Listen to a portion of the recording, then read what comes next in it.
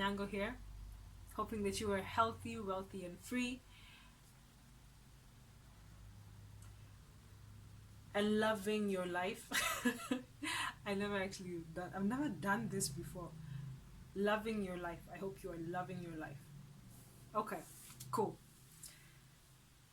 So the whole corona period, the whole corona lockdown situation, not now that things are opening up, it's a little easier, but previously, the way it was before, with the lockdown and everything and everybody having to stay home, as people have said, and rightly so, we all got the chance to, sit back and understand, or get time to listen to ourselves, to be in silence, be away from people, be away from shopping malls and constant interactions and absorbing stuff, and really get to express ourselves or sit in what we've absorbed and realize the effect of everything that's inside us, really coming out through our pores without any other instigators or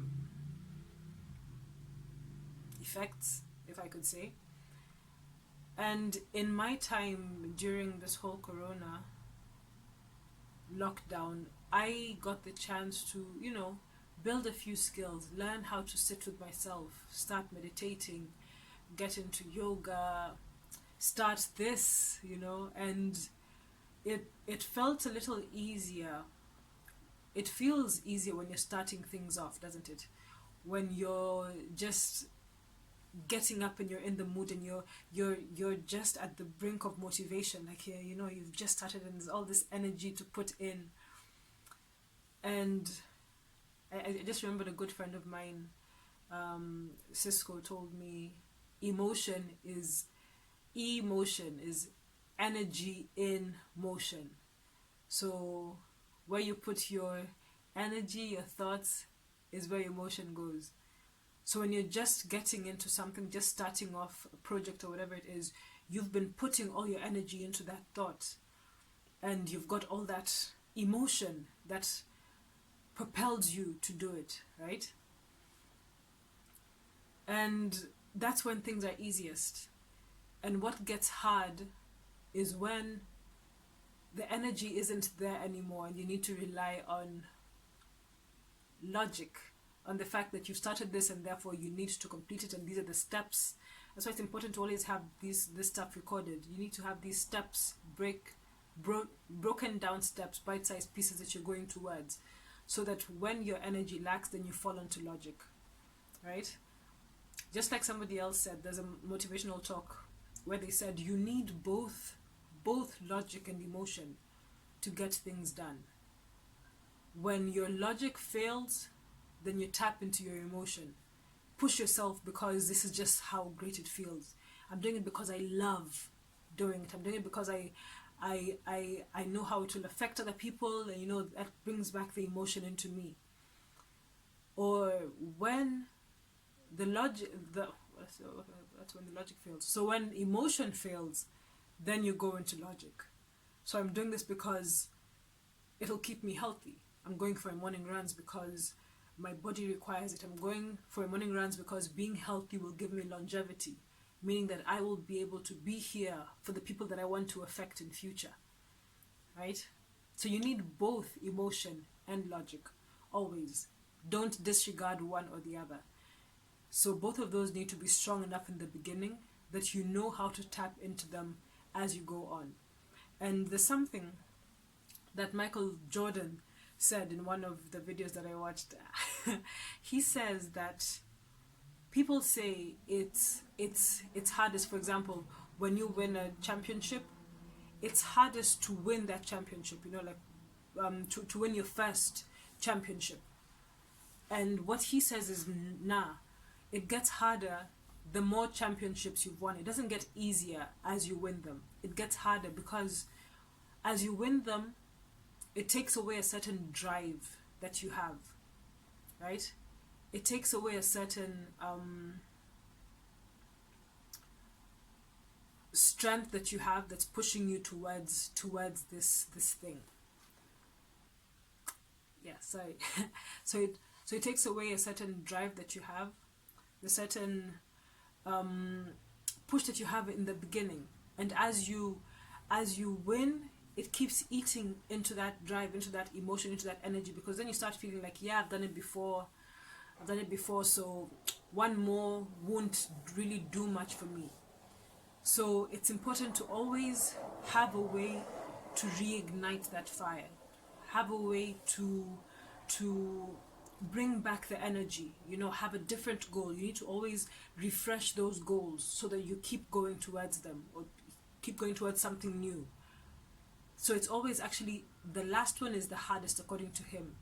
The last one that you get to is the hardest, because you really need to push yourself and tell yourself, I'm doing this, I'm getting this other one, this next one, because it's going to get me closer to something. It's going to motivate more people, or it's going to show me that I can do this next one. I can be number 7, or I can be greater than this other one. For example, I guess that's why people go after breaking records, because it keeps you going. You want to break the next record, you want to break the one after that.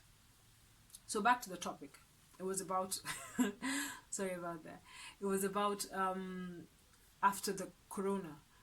So during corona, I was able to build all of this confidence and all this energy, and start all these new habits and skills and stuff.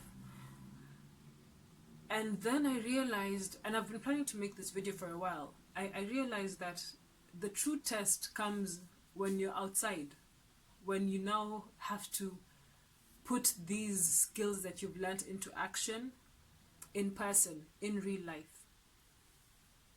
So I've been building my character and being, self-reliant and responsible with the things that I do, and planning things step by step, and accomplishing some of them, and knowing, okay, next one, tick, next one, okay, this one didn't go so well, but okay.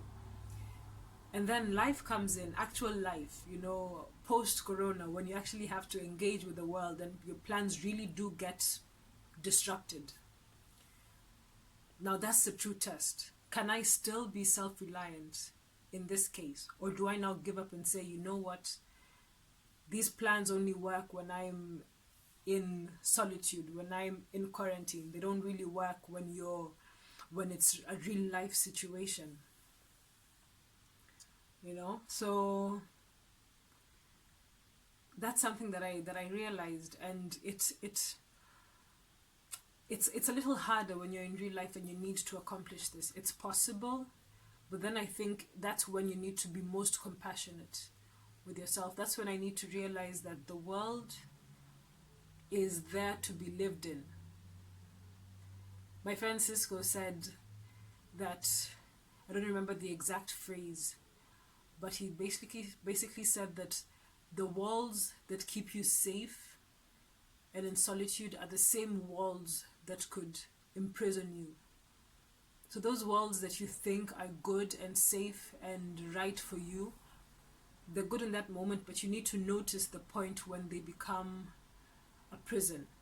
Are they still helping you, or now are they blocking you? So I love my solitude, and I love my personal space, and I love being alone and knowing how things are working. But at what point does it become a danger, a barrier to me and my growth and the things that I want to achieve? I need to be able to notice that. And the only way to do that is by putting myself out there and seeing if these things that I've been building all this time are making a difference in my actual life. Because in solitude, this is the training part. So what happens in real life? Can I still do the things, achieve these goals when life is happening? Because that's why we do it. That's why we learn them, so that they help us in life, in real life. So it's a journey. We're on it. I'm on it. You're seeing me. I'm sharing with you. So far, so good. So far, it's possible. So far, it's positivity and optimism, and you know how we do, right? So, yeah. Let's see how it goes. Okay, guys. That's my jump for the day. Ciao.